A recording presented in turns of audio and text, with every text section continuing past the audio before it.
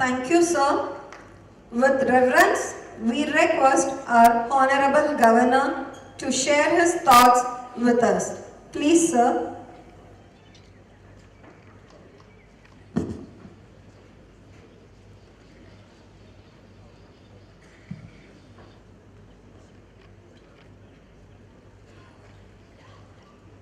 மதிப்பிற்குரிய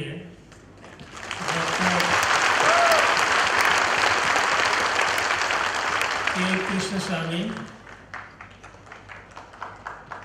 மதிப்பிற்குரிய டாக்டர் சந்திரிகா கிருஷ்ணசாமி, மரியாதைக்குரிய doctor K Shyam, doctor C Vasuki, doctor Sangeeta Verma, principal through Melvin Bobby मैजी, மரியாதைக்குரிய ஆசிரியர்களே,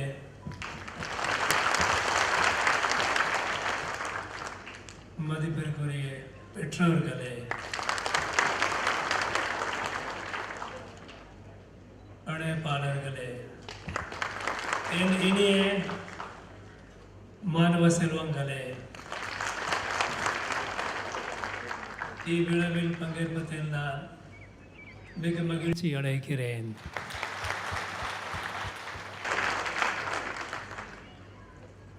I am happy because this is an educational institution being built with a vision. Today is a special day for the school because it is the first annual day. Today is also a very special day for the whole country. It is the day of our Mahatma's martyrdom day. Mahatma Gandhi, he understood this country so well that there are very few people who understands or who understood this country as well as Mahatma Gandhi did. And he had a dream for our country, our Bharat. He wanted Bharat to be a country rooted in Bharatiya values.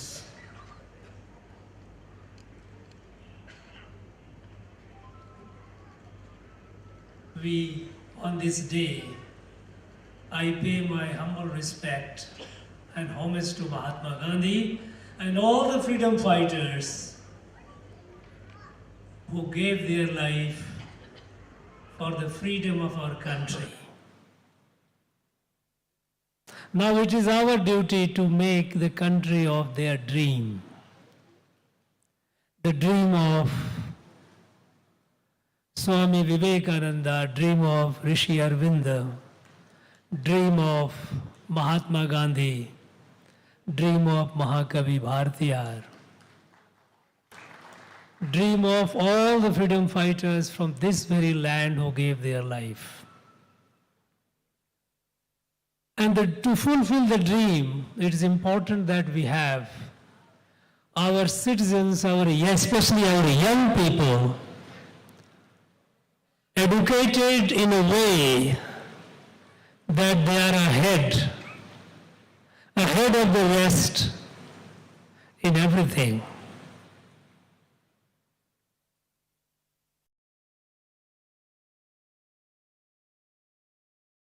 I would like to congratulate and thank the chairman, Dr. Krishnasamy, for this initiative. And I was touched when I had the privilege to unveil the photograph of his parents. You know, in our Bharatiya Sanskriti, in our culture, Indian culture, when we are born with everyone. We are born with Run is a debt which we need to repay. The first run is Matri Pitri Rana. Rana that you have to your parents, you need to repay.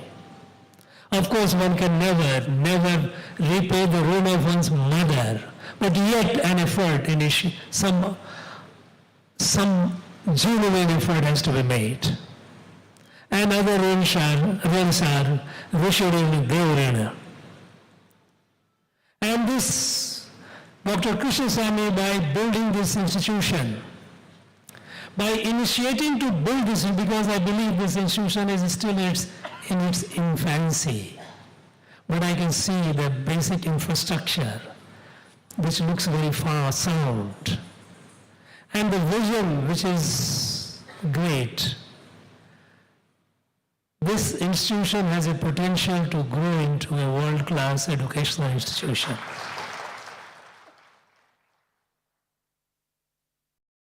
And to be a part of an event organized by such an institution is a matter of pride for me. Whenever it comes to meeting students, whether they are school students or college students, I prefer that to meeting elderly people, those who have seen the world, those who they claim this, maybe having a lot many experience, but it is the young people who are the hope of our country.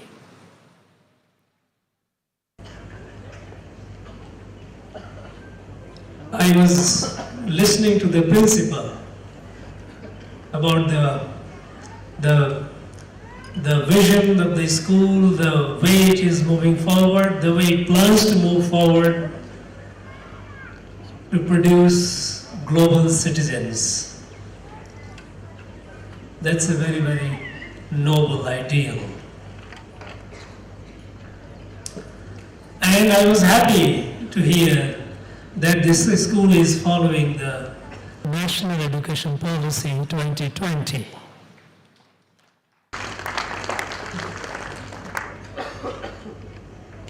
We know, friends, that in today's world is highly competitive. It's a knowledge world. And if in the field of knowledge you are not ahead, you are left behind. And if we are left behind, there is no one who worries or cries for you. No tears are shed for you. In this knowledge world, we have to be ahead. And when it comes to knowledge, what kind of knowledge? For a very long time, for almost nearly 7 decades, even after the British left, we continued following an education policy which was essentially colonial in nature, where students used to read books, memorize things, write exam, get degree, and having got degrees, they used to move from pillar to post seeking a job. It's a pitiable sight. A person who is educated, who holds a degree, it should be presumed that that person is capable of not only taking care of himself or herself and her family, but also lead the way. That is the value, that is the meaning of education. But no, all these years we did not try to move on that line. Before this National Education Policy 2020, this country had 2 earlier education policies, one in the 60s and another was in 1980s. Both these education policies were essentially essentially only tinkering, a small improvement in what it was coming all along. And what was coming along was a colonial model of education. Education system created by Macaulay, by the British, to produce servants of the state, servants of the British Crown. Earlier than that, it was servants of the British Company. This was not what Mahatma Gandhi, what Swami Vivekananda, what Rishi Aurobindo, what Mahakavi Bharati and others had dreamt of. As a result, even after 7 decades, our country was not treated with respect. It's only recently, it's not far off, it's all fresh in our memories. India was considered a third world country. Imagine a country of 1.3 billion people, nearly 1/6 of the humanity, and small, tiny European countries and all these countries. They were trying to, boss over. And India, we had lost that sense of pride. We had lost that sense of dignity. We had lost that sense of self-confidence. We had lost the sense who we were, whose descendants we are. We were made survive. No longer today. Today, the world looks at this country with difference.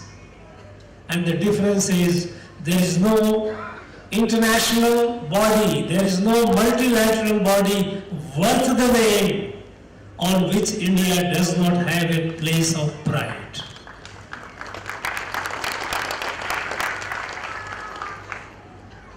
You all know, we all know that India is hosting presidency of G20. We know what is G20 is.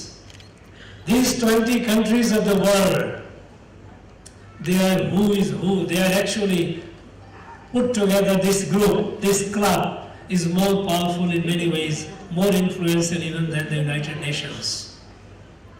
These countries, G20 together, account for 85% of the world GDP. Right from America to China to Russia to Canada to Europe, all these countries are members of this. And today it's a matter of pride for us that we are hosting president. India is the president of G20.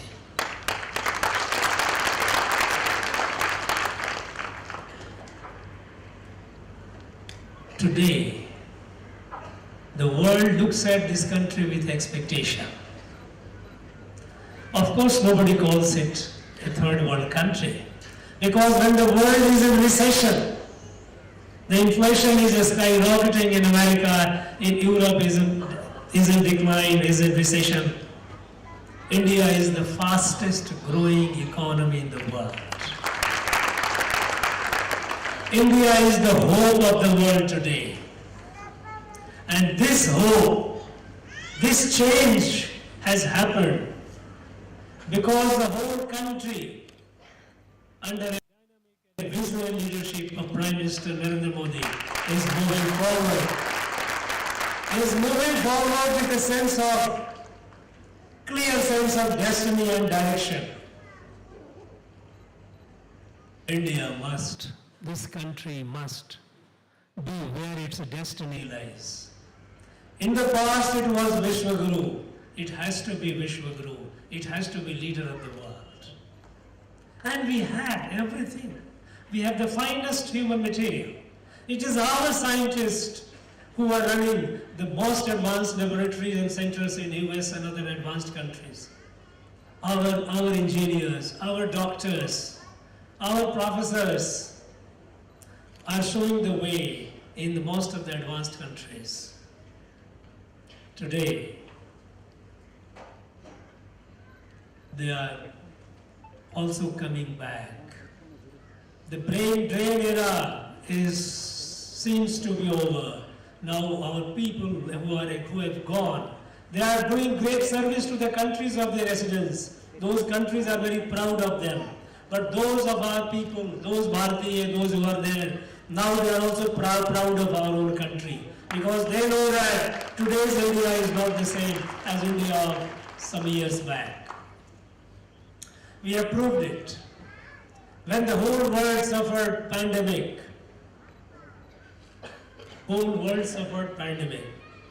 India is the only country.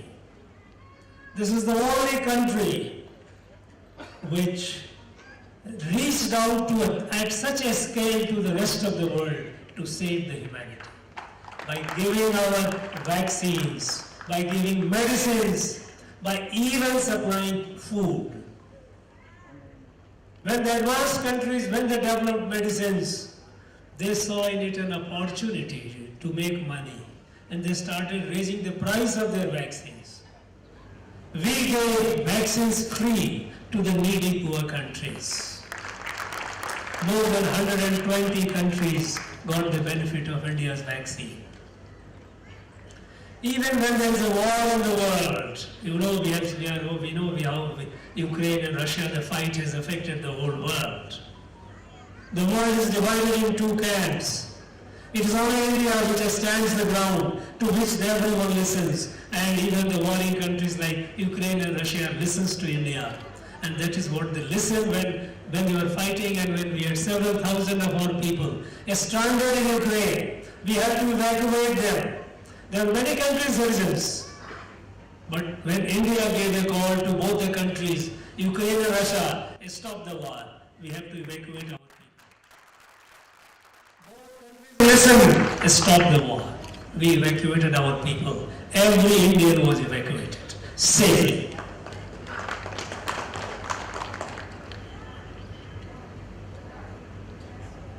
Today, as I said, G20 countries are also expecting India to show the way forward. Because the global crisis that we are facing today, be it climate crisis, be it wars, be it pandemic, poverty, there is a large part of the world is still where hunger is an issue. People are sleeping hungry. On the other hand, there are countries which are wasting food. All these problems, with all these problems, the world cannot be sustainable.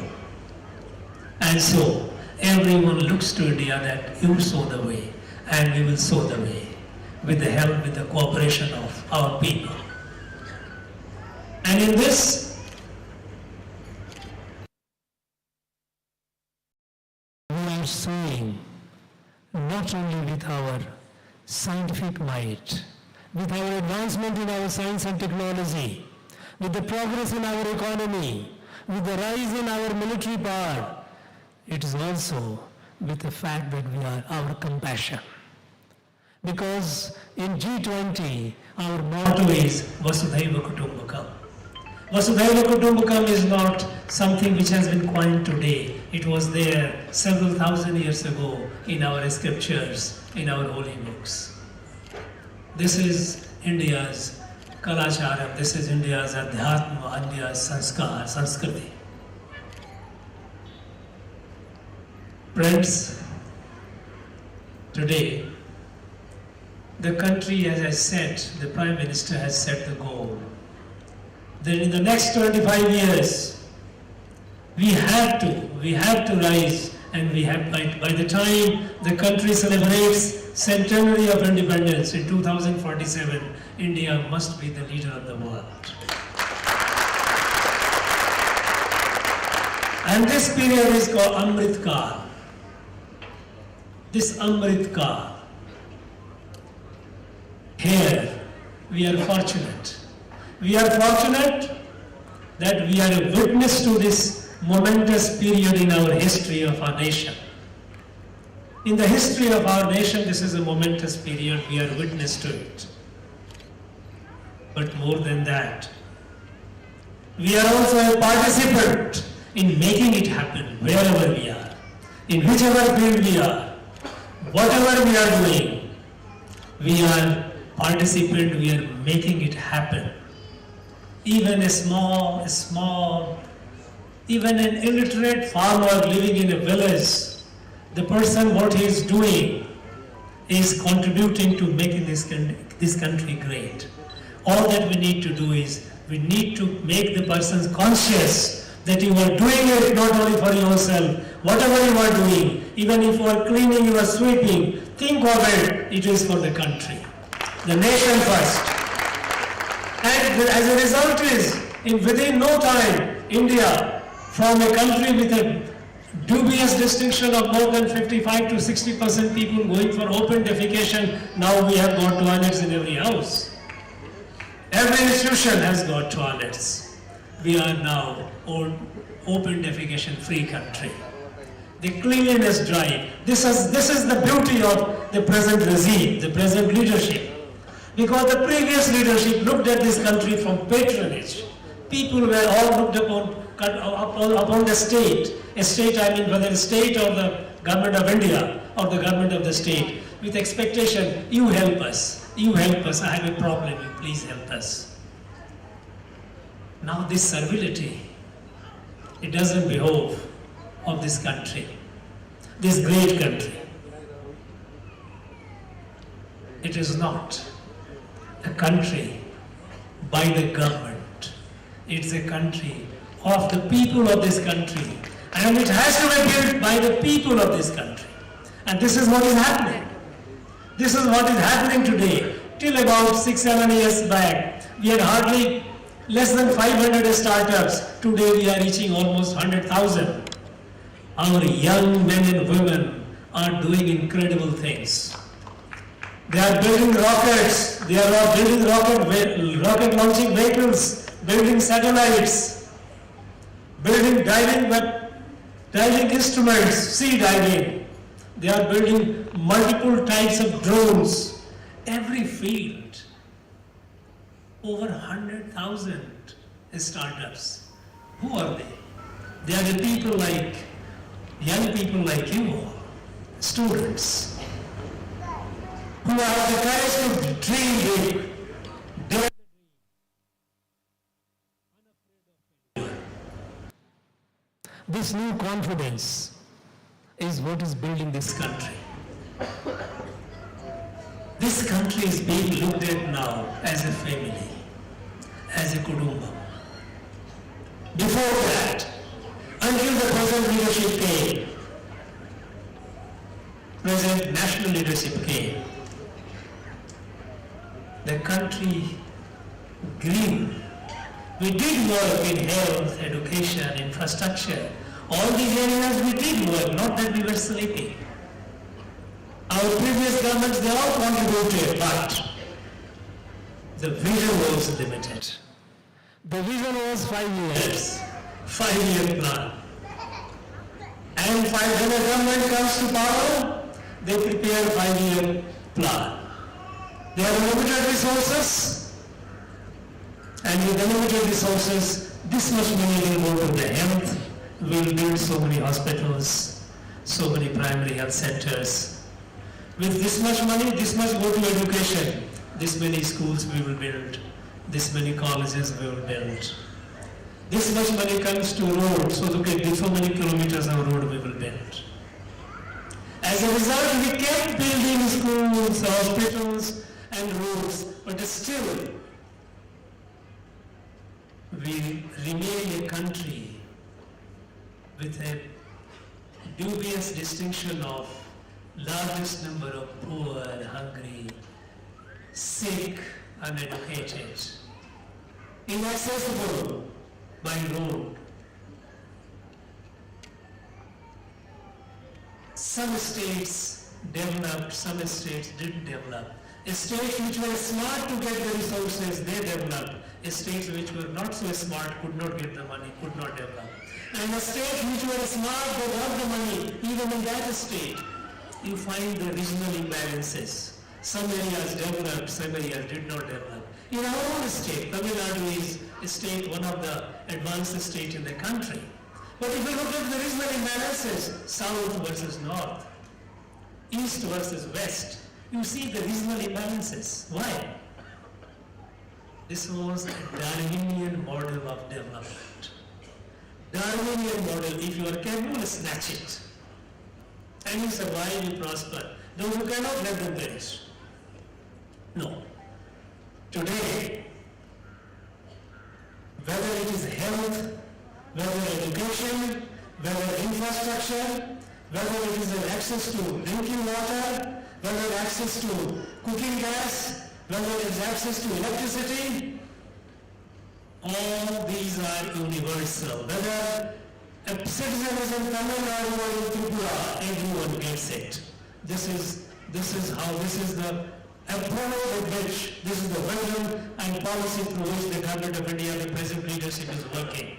Today there is no distinction in providing resources for the health. When Ayushman Bharat comes, when we had more than 55 million of our citizens getting advantage of Ayushman Bharat, with 5 lakhs of health insurance, any poor person can have access to health care up to 5 lakhs in a year. There is no distinction between a person in Tamil Nadu or Tripura or Jammu and Kashmir or Kohima. Everyone gets it. This change has come because today we are looking at the country as a family. Every member of the family is important. You cannot let anyone perish. Earlier we were divided. Region, language, imaginary theory of race, all kinds of distinctions. And people made politics out of it. Some people prospered, but the country suffered. The country men suffered, country women suffered. Our women, half the population. And when it comes to women, again, very interesting, remarkable revolutionary change that has happened today is, all these years, all these decades, this country had the shame of gender inequality. We had far many more men than women, because women were, it's not that women were not born. Lack of health care, lack of nutrition, and in some states, unfortunately, even the female feticide. The women used to die. Missing women, there are researchers' studies where we had millions of missing women in our country. Though women who could have been born, they were not allowed to be born, and women, those who were born, they were not allowed to grow as an adult human being. Today, though the latest census is not yet complete, the data is not yet out, but all the sample surveys have revealed that today, for the first time in history in our country, we have women more than men. In our own state, Tamil Nadu, other day on 25th of January, we had National Voters' Day, and data was given to me. I was pleasantly happy, surprised. In our state, we have about 3 crores 15 lakhs women voters against 3 crore 4 lakhs men voters. Now this change that is happening is because of the revolutionary initiative taken on the health care. To provide the women today are not only cooking gas, access to drinking water, potable water, Ayushman Bharat and all these, but also giving them opportunities. Today all sectors of the government is now open for women, including the defense. Today our daughters are flying fighter bombs. They are in combat. Now this is the power of our country. The new power is emerging, is being visible. And in the next 25 years, we have to reach our destination. And in this journey of next 25 years, this school, Tamarai World School, has to play a significant role. You are producing world-class citizens. Very good. But before that world-class orientation comes, they must have the Bharatiya orientation. When India became free, when the British left, Rishi Aurobindo had written down dreams on 15th of August 1947. Sri Aurobindo wrote down, the first dream of Sri Aurobindo was, Bharat must grow, must be strong enough to lead the way, save the planet. Because he said that in the entire universe, Earth is the only planet which is evolutionary, where there is a life and life is evolving. And on this evolutionary planet, Bharat is the only land, is the only country where several thousand years back, our rishis, they revealed the wisdom of oneness of creation. Vasudhaiva Kutumbakam.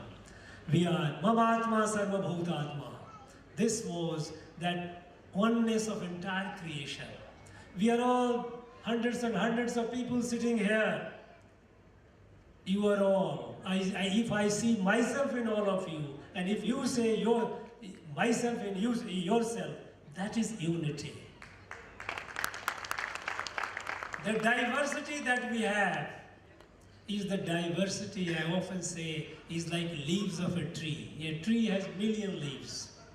And no two leaves are alike. See it carefully. Nature does not replicate. No two leaves are alike, but all the million leaves are rooted to the tree. Away from the tree, they have no existence. They have common force keeping them together. And so, our rishis, through the time of Vedas, they had given the wisdom, the unity of creation, that every creature on this planet, be it humans, be it animals, be it plant, they are all children of Mother Earth. This Mother Earth children, and being a children of the same mother, we are all members of the same family. And so we don't look at Earth as a resource. We do not, in our tradition, even now, in many areas, rural areas we have, when people go and cut the tree, they first seek forgiveness. They say, look, I need you. I didn't wish to do it, but I have to. We pray to our rivers because they give us life. With this worldview, India is the only country, once it becomes strong, to show the world the way forward. Because the rest of the world is a mercantile world. The Western way of life is mechanical view of life. Darwinian. Swami Vivekananda, once he went to America, he said in one of his speeches, Swami Vivekananda said that the soul of the Western civilization is made of machine. The soul of the Western civilization is made of machine, which is in constant motion. And it uses human beings as fuel to keep itself running. It consumes humans, it destroys them. In US, if you go and talk about compassion of poor people, they will say, if somebody is poor, no need to be compassionate, he deserves to be poor. Because the person was lazy, incompetent, he didn't have the capacity. Let him die. Now this is the Western worldview. This is something which is destructive. Now, this country alone has, in our country, whichever part of the country you go, any part, Kashmir to Kanyakumari, Kutch to Kohima, Kamrup, whichever part you go, people will never, by nature, would be offensive, aggressive to the nature. We love nature, we respect nature. This is in our sanskar. And this is what is needed today to save the world. And so, to save the world, to lead the world, India must be first capable, must be strong. And Shukraneti, Sukracharya, long back, one of our texts says, Balino vasgaha sarve durbadasya cha satruva. If you are strong, you have friends around. If you are weak, you are surrounded by enemies. To listen to a word to be taken seriously, you have to be strong. And we have to be strong materially. We have also to be strong in our spirituality, in our culture. And that is why today we are witnessing the comprehensive resurgence of India. India is rising comprehensively. It's not only just in one field, field A or field B. It is rising comprehensively. While in the field of science and technology, we are moving ahead faster. In the field of manufacturing industry, we are moving forward. In the field of farming, we are moving towards sustainable farming, agriculture being organic and natural farming. We are going more and more towards that. At the same time, we are also feeling proud of our cultural and spiritual heritage. And here in Tamil Nadu, which is the spiritual capital of our country, Bharat, this is the one place where we have thousands of years of temples existing, where the old practices are still continuing. This continuum is nowhere in the world, nowhere even in India. Because in the rest of the country, through 1,000 years of invasion and colonization, they have suffered a lot of destruction. Here, thanks to the people, they preserved it. We must be proud of them. We must take inspiration from those places. We must take inspiration from our ancient sages, Thiruvalluvar, Nayanars, Alvars, all those great people, those who have left behind such priceless wisdom. People of the epics of the Sangam period. Wonderful. We need to be very proud of them and move forward. And in this journey, while this school will produce, I am very, very confident the way it is being laid, the way it has the potential, it seems to have the resources and all. And more than that, the vision and commitment, this school will grow. You grow into an active participant, active contributor to building this nation as a leader of the world by 2047. And you must have, this school also must have a vision for 2047, where you will be by 2047, and for which you set the milestones, where you will be in 2025, 2030, 2035. And with this vision you move forward. Produce our young men and women who are capable to take on the world. Each one of them, bright individuals, creative individuals, full of sparks, intellectual sparks, and compassion in the heart. So what Swami Vivekananda said, Bharat, whose muscles are made of iron, sinews are of steel, but whose heart is Vedantic. Heart and mind, compassion. Produce that kind of citizens. That's what I hope, that's what I pray, that's what I wish, that's my advice. With this, thank you very much. Thank you, sir, for your more valuable and informative words. The essence of all beautiful Art is gratitude.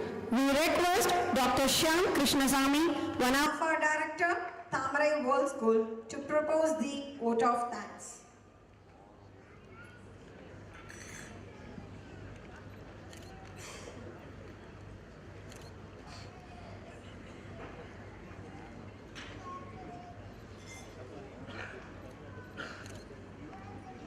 அனைவருக்கும் வணக்கம். Honorable Governor Sir, Chairman, Directors, Teachers, Parents and Students, and our esteemed audience. A very good evening to one and all. It is a privilege for me to present this vote of thanks on the occasion of the first annual day of our school. At this point, like our Governor, Honorable Governor was telling, the Indian demography stands at the crossroads. We have an immense human resource capital. Our loan accounts to more than 350 million. Considering it As a population, it will be the third largest country. I am talking about the population which is less than 15 years of age. And this human resource capital will lead the Bharat into the path of its regain its path of its lost glory. And it was with this dream, our chairman built an institute a premier institute to nurture the young minds to become torchbearers of this glorious journey of our country. We are in the first annual day of our school, and in this journey, it is made very special by the gracious presence of our Honorable Governor of our state. Thank you very much, sir, for taking all the effort and encouraging our students by your presence and your speech on Bharatiya values. It is also mentioned that the Honorable Governor has presented a book by Honorable Prime Minister Modi ji to our students and encouraged them about how to prepare for exams and how to be cool and while facing challenges in life. I take this opportunity to thank the chairman and directors of our school whose hard work and inputs have made the institution and this evening a grand success. I also thank the member and secretary of Kongunadu College for constant inputs and motivation in making our institution successful. On behalf of the management, I thank Principal Melvin Bobby Margie for all the efforts and he has put in making this event a grand success. All your sleepless nights have paid off, sir. We all remember our teachers from our school days who have put an extra effort in building us. The coordinator and all the teachers of the Tamarai World School have put great effort in training our children for all the upcoming performances. I thank you on behalf of the management. The most important people of our school, our children, from the little ones in the kindergartens to up to the grade 9, have put immense hard work and training for many performances which are up to come. From vocals to instruments, from classical dance to martial arts, they are ready to showcase their skills today evening. அடுத்ததாக தாமரை world school மீது நம்பிக்கை வைத்து தங்கள் குழந்தைகளை நம் பள்ளியில் சேர்த்து மாணவர்களின் கலை நிகழ்ச்சிகளை இன்று காண வந்திருக்கும் பெற்றோர்களுக்கு எனது நன்றி தெரிவித்துக் கொள்கிறேன். நமது பள்ளியின் முதலாம் ஆண்டு விழாவுக்காக கடுமையாக உழைத்த எங்கள் சப்போர்ட் ஸ்டாஃபுக்கும் எங்கள் வாலண்டியர்ஸ்களுக்கும் எங்களுடைய நன்றியை தெரிவித்துக் கொள்கிறேன். இந்த நிகழ்ச்சி சிறப்பாக நடைபெற எங்களுக்கு ஒத்துழைப்பு வழங்கிய காவல்துறை அதிகாரிகள், ஆளுநர் அலுவலக அதிகாரிகள் மற்றும் அனைத்து அரசு அலுவலருக்கும் எங்கள் நன்றியை தெரிவித்துக் கொள்கிறோம். இந்த நிகழ்ச்சியை பதிவு செய்து வந்த ஊடக நண்பர்களுக்கும் எங்களுடைய நன்றியை தெரிவித்துக் கொள்கிறோம். இறுதியாக எங்களையும் எங்கள் மாணவர்களையும் ஊக்கப்படுத்தும் வகையில் எங்கள் அழைப்பை ஏற்று திங்கள் மாலை என்று உங்கள் நேரம் ஒதுக்கி வந்த அனைவருக்கும் எங்கள் நன்றியை தெரிவித்துக் கொள்கிறேன். நன்றி, வணக்கம். Thank you, sir. We request you all to stand up for national anthem. Nahanamanaadinayaka jayane Bharat bhagya vidhata Punjab